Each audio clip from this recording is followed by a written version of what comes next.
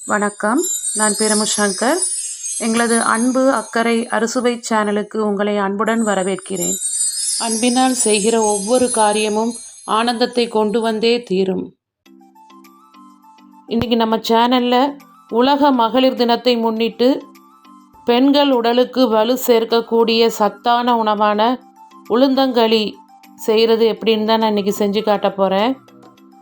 வளரும் பெண் குழந்தைங்களுக்கு வாரத்துக்கு ஒரு முறையாவது நம்ம இந்த உளுந்தங்களியை கண்டிப்பாக செஞ்சு கொடுக்கணும். உளுந்தங்களி இடுப்பு எலும்பு பலம் பெறுறதுக்கு நல்ல சத்தான உணவாகும். இந்த சத்தான உணவை நம்ம பெண் குழந்தைகளுக்கு அடிக்கடி செய்து கொடுக்கணும். இந்த உளுந்தங்களி செய்கிறதுக்கு தேவையான பொருட்கள் என்ன அப்படிங்கிறத நம்ம இப்போ பார்க்கலாம். நான் இன்றைக்கி ரெடிமேட் உளுந்தங்களி மாவு தான் வச்சுருக்கிறேன். அது 1 கப். கருப்பட்டி 1 கப், நல்லெண்ணெய் 3/4 கப். இப்போ நம்ம களி எப்படி செய்கிறதுன்னு பார்க்கலாம். முதல்ல ஒரு பாத்திரத்தில் நம்ம எடுத்து வச்சுருக்கிற கருப்பட்டியை சேர்த்துட்டு அது கூட நம்ம 3 கப் தண்ணி சேர்க்கணும். நம்ம களி மாவு 1 கப் எடுத்துருக்குறோம். அதனால் 1 கப் மாவுக்கு 3 கப் தண்ணி அப்படிங்கிறது தான் சரியான அளவு. அந்த அளவு தண்ணியை விட்டு நம்ம கருப்பட்டியை நல்லா கரைச்சி எடுக்கணும்.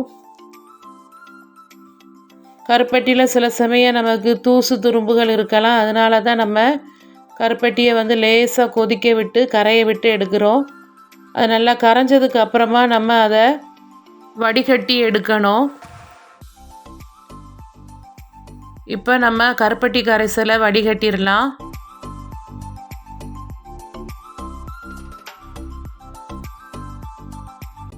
வடிகட்டின கருப்பட்டி கரைசலை நல்லா கொதிக்க விடணும். இப்போ பார்த்திங்கன்னா நமக்கு கருப்பட்டி கரைசல் கொதி விட ஆரம்பிச்சிட்டுது. அது ஓரளவு நல்லா கொதித்ததுக்கு அப்புறமா நம்ம களி மாவை அதில் கொஞ்சம் கொஞ்சமாக சேர்த்துடணும். களி மாவை நம்ம சேர்க்குறதுக்கு முன்னால் அடுப்பை சிம்மில் வச்சிடணும். களி மாவை சேர்த்த உடனேயே நம்ம கிளறி விட வேண்டாம். அது கூட கொஞ்சமாக நல்லெண்ணெய் சேர்க்கணும். இப்போ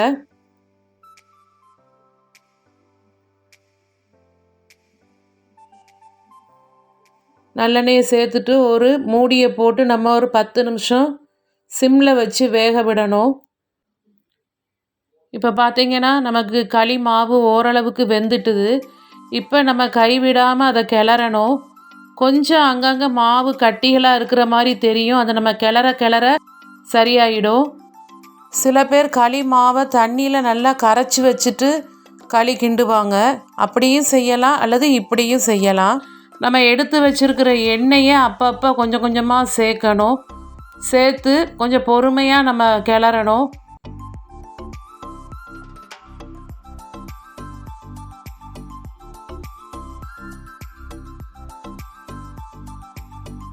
இப்போ நம்ம எடுத்து வச்சுருக்கிற எல்லா எண்ணெயும் களியோடு சேர்த்தாச்சு.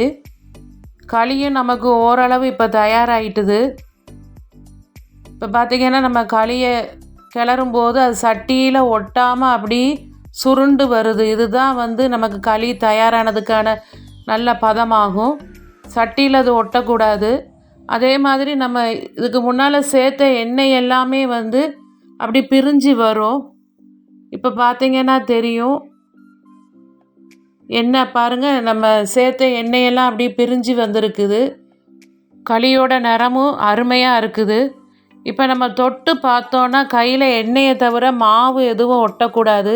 இப்படி இருந்ததுன்னா களி நமக்கு சரியான பதத்தில் தயாராகிட்டுன்னு அர்த்தம். இந்த உளுந்தங்களியை நீங்களும் கண்டிப்பாக செஞ்சு பாருங்கள். செஞ்சு பார்த்துட்டு எப்படி இருந்ததுன்னு கமெண்ட் பண்ணுங்கள். லைக் பண்ணுங்கள், ஷேர் பண்ணுங்கள். நம்ம சேனலை மறக்காமல் சப்ஸ்கிரைப் பண்ணுங்கள். நன்றி, வணக்கம்.